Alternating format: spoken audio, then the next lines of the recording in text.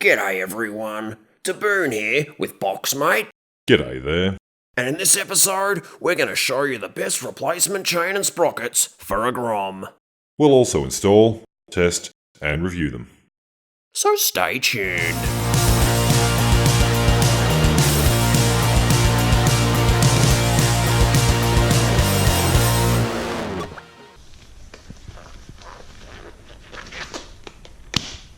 Here we have a trail jack, chain tool, JTF 273 front sprocket, JTR 269 rear sprocket, and the DID 428VX chain.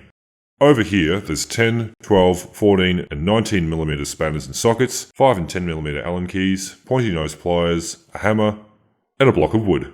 Loosen the axle, lean the bike over on its stand, place the jack under the foot peg bracket and gently let it down. The wheel now spins freely. Remove the nut and washer and tap the axle through. Do you have any lube, bloke? Yeah, on the shelf, bloke.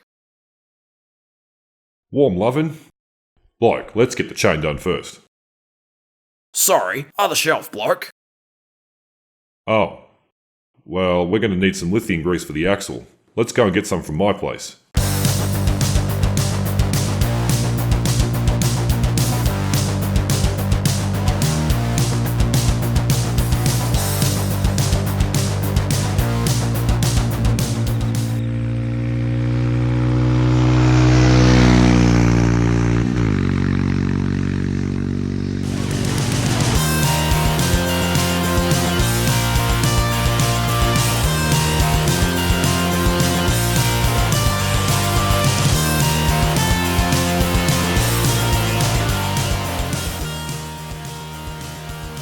Nice place you've got here, bloke.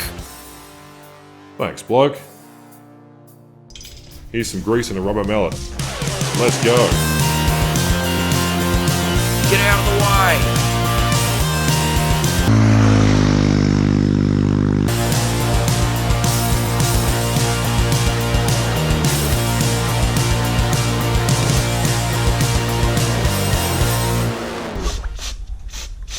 Tap the axle through a bit further. I'll pull it out, bloke. There's not much factory grease. You'll really need to tug on it. I got it. Lift off the chain to remove the rear wheel. And the rear sprocket. Then remove the front sprocket cover. Behind here, there's a little plastic clip and you need to squeeze the sides so it'll push through. It's off. Remove the front sprocket.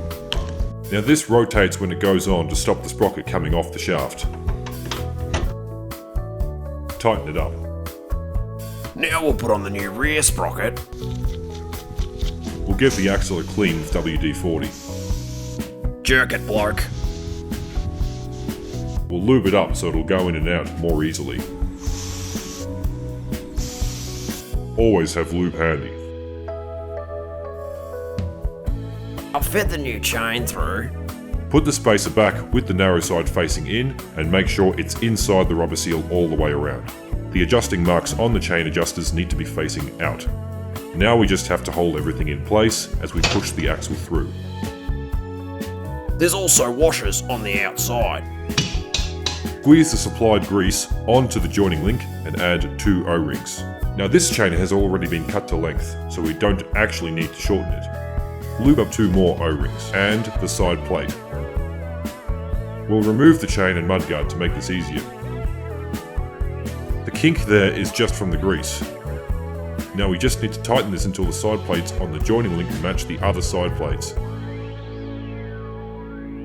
The open end of the joining clip faces back. To remove this chain or the original, just reverse those steps. Put the front sprocket cover back on, and the mudguard. Make sure both adjusters are in properly and the wheel is pushed forward so that when you tighten the nuts the wheel gets pulled back and tightens the chain. The adjusting marks also need to be exactly the same on each side so that the wheel runs straight. Now we'll do the same 3/4 of a turn the other side. There should be 35mm of free play. Perfect. Tighten and check all bolts. Follow the owner's manual. Say no to drugs. Hang on, bloke.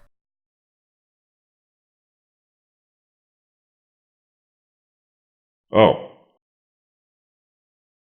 Right. Let's ride. Okay.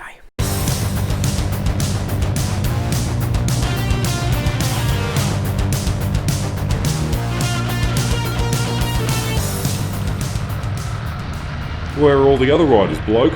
What's wrong with them? You need a Grom for these tracks, bloke.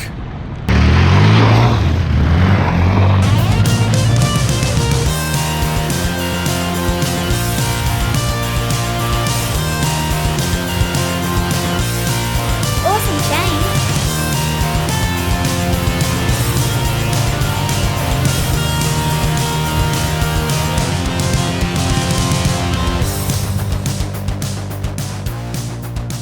So why do we think these are the best replacement chain and sprockets for a Grom, bloke?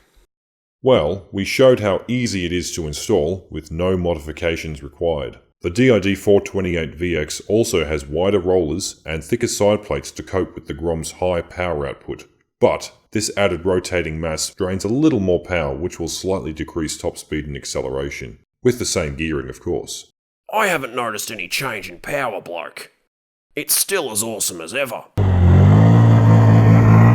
But when we were riding with Yobro, G'day. who still has the original chain and sprockets, I did notice he had a very minor advantage in acceleration.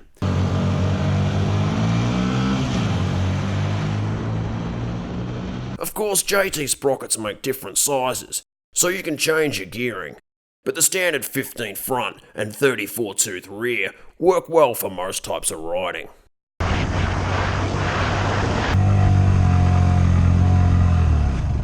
I still think it's worth it to go for the 428 chain over the 420, as all the smaller 420 chains we looked at had a less well-sealed O-ring design or, like the original chain, no sealing at all.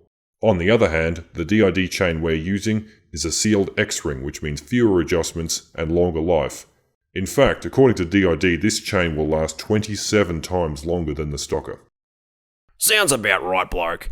I've only made one minor adjustment to this chain in 3,000 kilometres, whereas the original, I was adjusting it that often, I had to shorten it after less than 5,000 kilometres. Yeah, I've also upgraded to this chain and sprocket combination, and based on how well they're wearing, I reckon they'll probably last for 50,000 Ks with proper maintenance.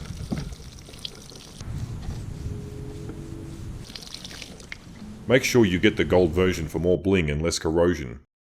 And you actually upgraded before the originals wore out, which is a great idea, because if you ride hard, you'll have to do it anyway, and it'll save you the inevitable trouble that you'll get with the old chain.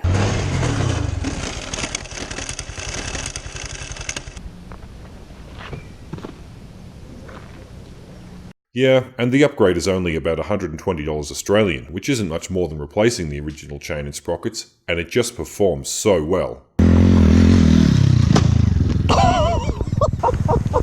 Well, thanks for all your help, bloke. No worries, bloke. And thanks to you for watching. If you want any extra information or to chat about Groms, just go to the comments section below. Also consider liking this video and subscribing.